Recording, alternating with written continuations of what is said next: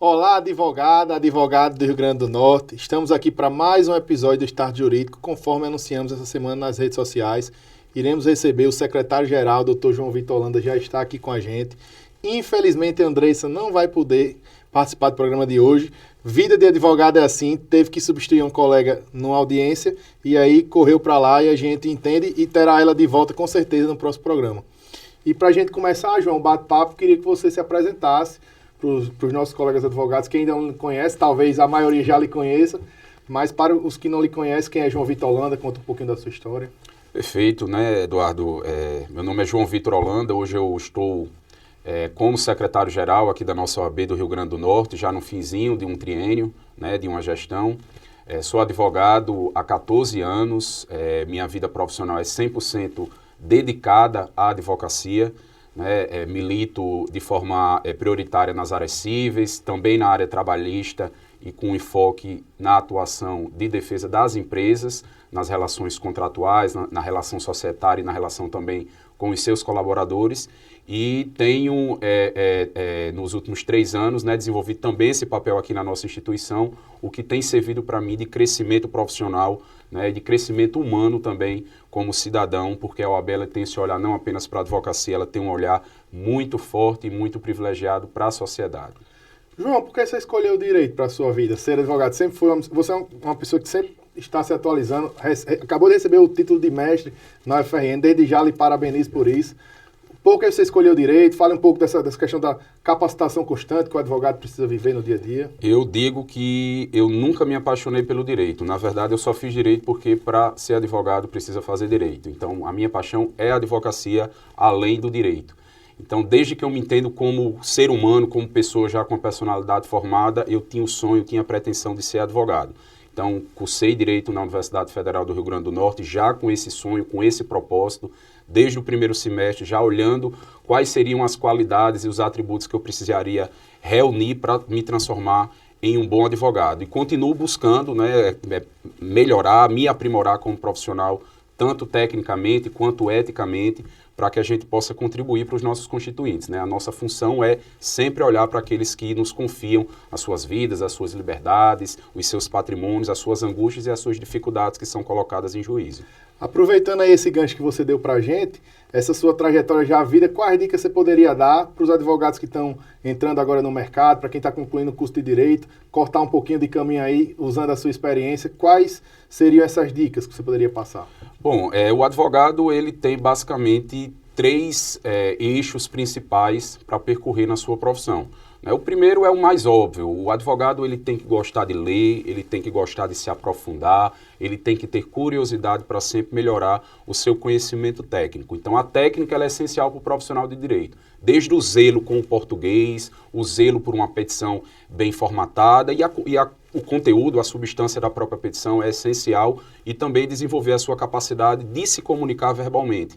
O advogado ele é valorizado e consegue muito sucesso nas audiências, nas sustentações orais, no próprio trato com o cliente. Então, a técnica em todas essas dimensões ela é essencial. O segundo eixo, Eduardo, que eu cito sempre, é a ética. E eu falo de uma ética além daquela moral intrínseca de qualquer ser humano. Eu falo da ética profissional. Então, saber respeitar os nossos colegas, respeitar os nossos clientes, os nossos constituintes, agir com boa fé e com lealdade processual é essencial, porque a vida ela nos mostra que quando a gente planta o bem, a gente acaba colhendo esse bem em algum momento. Então, sobretudo numa cidade como a nossa, que ainda é uma cidade muito pequena, um estado muito pequeno, o Rio Grande do Norte, todos os profissionais acabam se conhecendo. Então, quando a gente trata os outros profissionais com a igual dignidade que devemos receber, a gente acaba formando parcerias, formando network, e isso é essencial também para o advogado. E por fim, Eduardo, advogar não é só ganhar, não é só vencer, não é só lograr êxito. Muitas vezes a gente acaba tendo algumas frustrações nos processos, se angustiando, O advogado ele precisa lutar todos os dias pelo pão, de cada dia, pela sua subsistência, pelos seus honorários. Então é preciso também ter resiliência, ter capacidade de suportar momentos de dificuldade, porque a advocacia ela é um caminho que não é um caminho reto, não é um caminho sem curvas e sem dificuldades, mas o fim desse caminho, certamente, para aqueles que perseveram, é um fim de muita conquista e de muita vitória. Muito bacana, João. E nesse contexto, qual é o papel da OAB? Como a OAB ela pode se fazer presente lado ao lado desse advogado?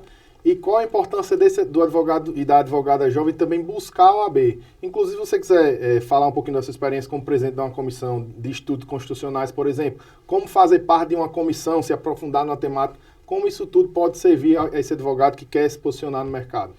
O advogado, ele naturalmente ou instintivamente, ele acaba pensando de forma individual. Nós estamos sempre nas lutas do dia a dia, nas agruras processuais, e a gente acaba criando um mindset de lutar só.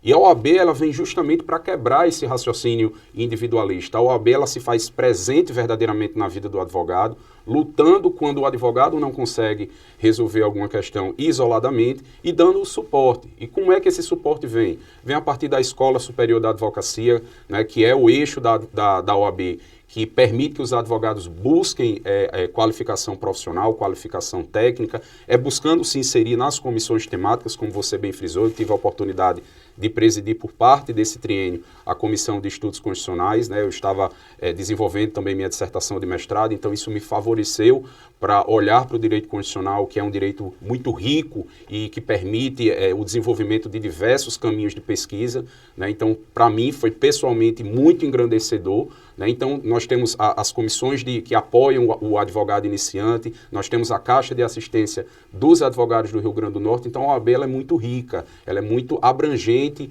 e que permite que o advogado se insira nesse contexto e busque um respaldo institucional de uma instituição que é muito valorizada na sociedade. E tem outro ponto, A gente sempre olha aquilo que a OAB pode fazer por nós, mas também precisamos olhar o caminho inverso, que é o que nós podemos fazer pela OAB ou por meio da OAB para que a advocacia seja mais bem valorizada. Então, a defesa das prerrogativas, a valorização do advogado e da advogada, as pautas que precisam ser travadas pela advocacia também no que diz respeito à defesa do Estado Social, da ordem democrática, o advogado que busca se inserir nesse contexto, ele está dando uma grande contribuição à sociedade e à construção de um mundo mais justo e de um mundo mais igualitário.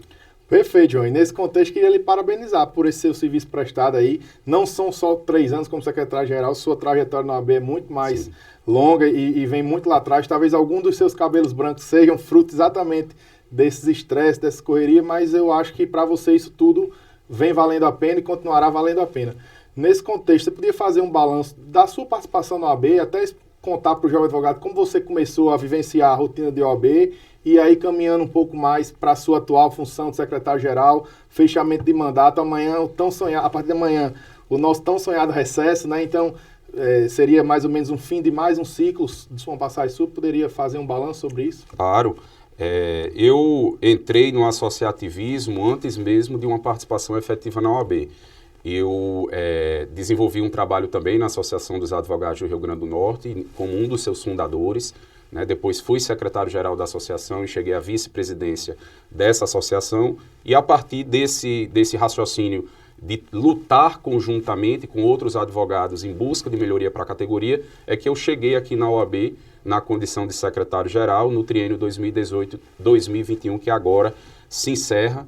Foi um período de muitas dificuldades, de muitas batalhas. Nós tivemos uma pandemia que abreviou as possibilidades de atuação, Nós ficamos mais de um ano sem desenvolver atividades presenciais, como essa aqui que nós estamos fazendo. Por outro lado, apareceram novos recursos tecnológicos e novas formas de nos aproximarmos do advogado e da advogada do Estado do Rio Grande do Norte.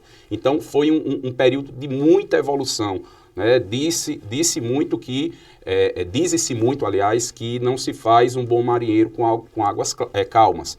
E, de fato, nós vivenciamos um período de águas bastante turbulentas e a instituição ela cresceu, ela se avolumou quantitativamente e qualitativamente nesse triênio. Então, um olhar muito voltado para a jovem advocacia, desde da primeira sessão, Eduardo, do Conselho Estadual, nós aprovamos a redução da anuidade em 75% para o advogado e advogada em primeiro ano de inscrição. Nós desenvolvemos também o escritório do bem durante a pandemia, que permitiu que o advogado e a advogada com dificuldade de se adaptar à realidade do home office pudesse vir aqui à instituição para usufruir aqui da nossa estrutura física e também dos computadores que estavam à época no nosso plenário. Nós desenvolvemos também juntamente com a CARNE, prestando um benefício direto aos advogados numa situação de maior vulnerabilidade econômica. A OAB ela também tem esse viés de olhar as necessidades, o esporte, o lazer, a qualidade de vida do profissional, né? Isso é feito por meio da Caixa de Assistências, muito bem conduzida pelo presidente Ricardo Lucena, né? Então, nesse triênio foi um período de dificuldades. As comissões, elas passaram a se relacionar entre seus membros de forma remota, né? Mas isso em nenhum momento impediu que a OAB continuasse caminhando e atuando em defesa da advocacia. As prerrogativas tiveram um avanço substancial na sua qualidade, né? Presidida pelo presidente Tiago Cortez e pelo vice-presidente Paulo Pinheiro, com a profissionalização da Procuradoria de Prerrogativas. Hoje nós temos todos os dias um advogado contratado pela OAB para servir de procurador de prerrogativa, de modo sempre a estar presente na necessidade, porque ninguém sabe quando as nossas prerrogativas vão ser violadas. Então, a OAB tem que estar sempre em estado de prontidão, né? Então, assim, tudo isso é para que o advogado e a advogada se sinta sempre muito bem acolhido e convidado para fazer parte da instituição.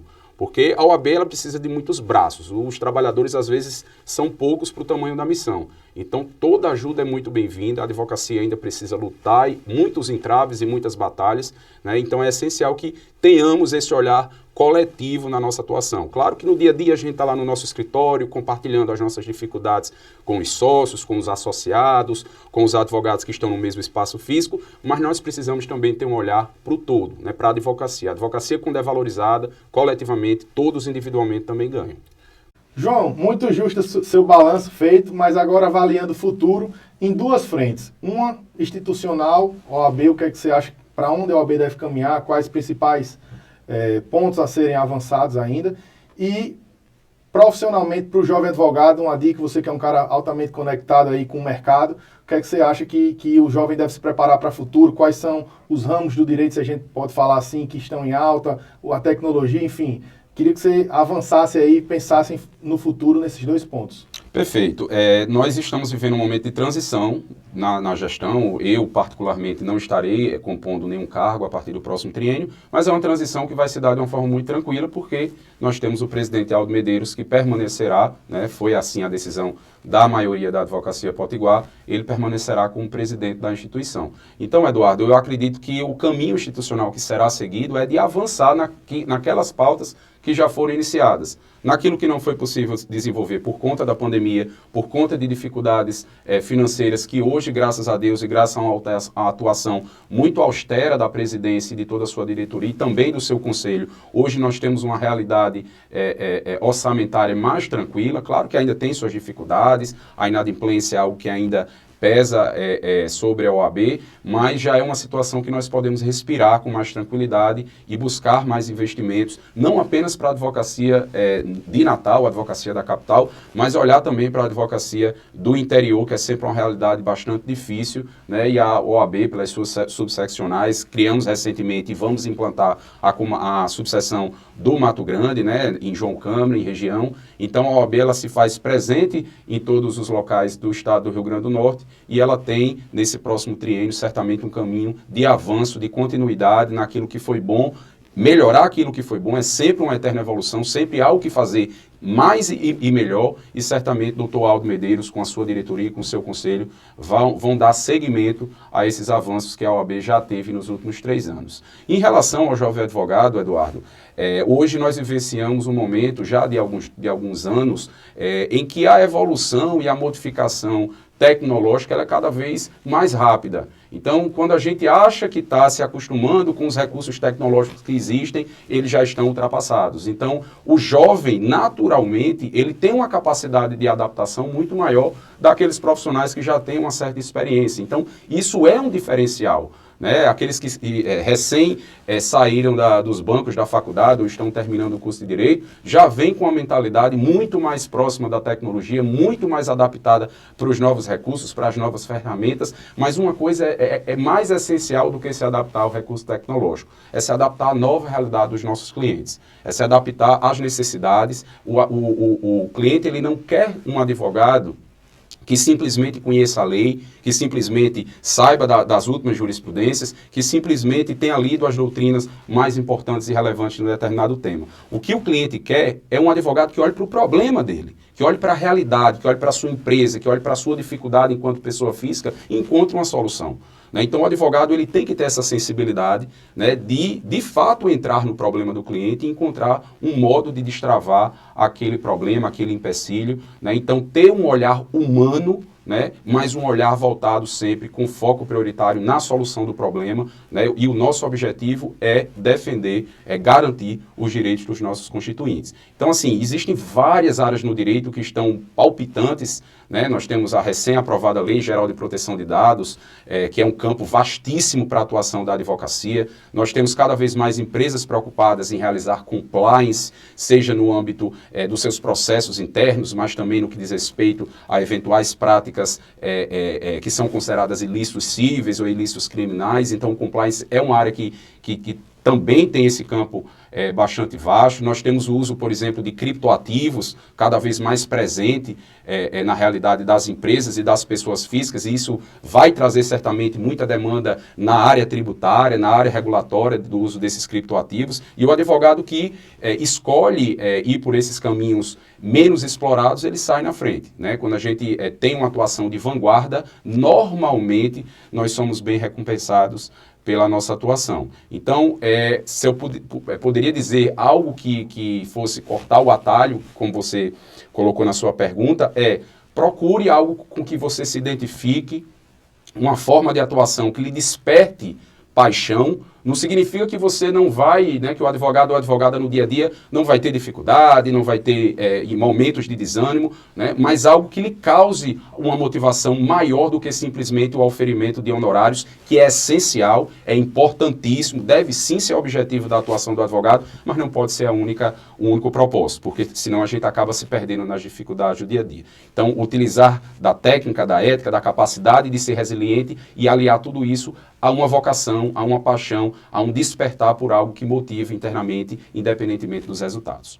E é muito bom ouvir isso de você, João, que tem uma trajetória, mas mostra na sua fala ainda essa vontade, esse desejo de continuar fazendo cada vez mais pelos seus clientes, pela advocacia. Aproveito esse momento para lhe agradecer por vir aqui compartilhar um pouco da sua experiência, desses caminhos aí para os jovens colegas, advogados e advogados que estão entrando no mercado, às vezes ainda assustados, se adaptando, e ouvir um pouquinho de quem já viveu isso, de quem já passou por isso, é sempre muito bom. Queria que você fizesse aí suas considerações finais, a gente já está encaminhando aqui para o final do programa, mas queria ouvir você ainda. Não, agradecer, Eduardo, o convite, lhe parabenizar pela iniciativa de realizar esse podcast na nossa instituição. Isso mostra que a OAB está atenta, né, às novidades de formas de comunicação. Né? Então, eu estava até brincando aqui no começo do programa, na próxima vamos fazer sem paletó e gravata, vamos colocar uma camiseta. Né? A advocacia ela precisa se reinventar, inclusive, no que diz respeito a uma formalidade excessiva. Né? Eu acho que a advocacia ela precisa manter a sua dignidade, mas a formalidade é algo que o mundo moderno não mais permite.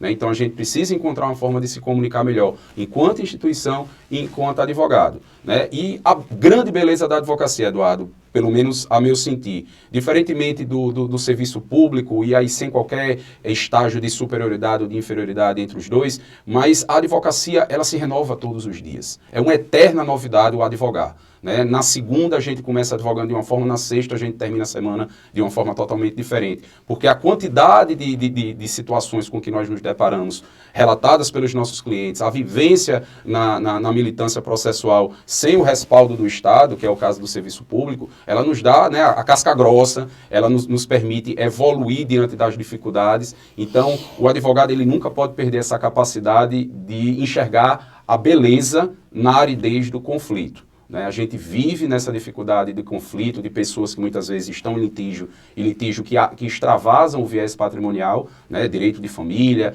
direito das sucessões, né? Tantos processos que dizem respeito não apenas a números, mas sim a vidas humanas, verdadeiramente falando. Então, essa capacidade de sempre enxergar a beleza na atuação do advogado é o que nos faz caminhar e evoluir todos os dias. Queria agradecer aqui a presença, mais uma vez, a presença do Dr. João Vitor Holanda. Em nome dele, agradecer a todos os convidados que confiaram este ano a presença aqui no nosso podcast, vieram aqui bater papo. Em meu nome, em nome de Andressa também, queria agradecer ao presidente Aldo Medeiros, toda a diretoria, a equipe de comunicação da OAB-RN, que acreditaram nesse projeto. Todos juntos fizeram que o Estado Jurídico existisse e continuará existindo para o ano que vem. Nós já temos aí uma programação feita, de muita coisa, de muita novidade, muitos temas importantes ao jovem advogado, à jovem advogada. E é isso, agradecer principalmente a você que nos acompanhou e que com certeza continuará nos acompanhando no ano 2022, repleto aí, João, de saúde, paz, de alvará também, Com que a certeza. gente precisa pagar nossas contas, não é isso? Com certeza. Que 2022 seja um ano de muitas conquistas individualmente para todos os advogados e para todas as advogadas e que a OAB continue essa missão. Eu desejo muito boa sorte ao presidente Aldo Medeiros, porque competência e cabelos brancos, traduzidos na experiência que ele tem na advocacia, não hão de lhe faltar, né? Então, contar também com o apoio da advocacia para que a gente faça uma OAB sempre mais forte, sempre mais presente e sempre mais eficiente nas batalhas que a advocacia tem ainda a conquistar.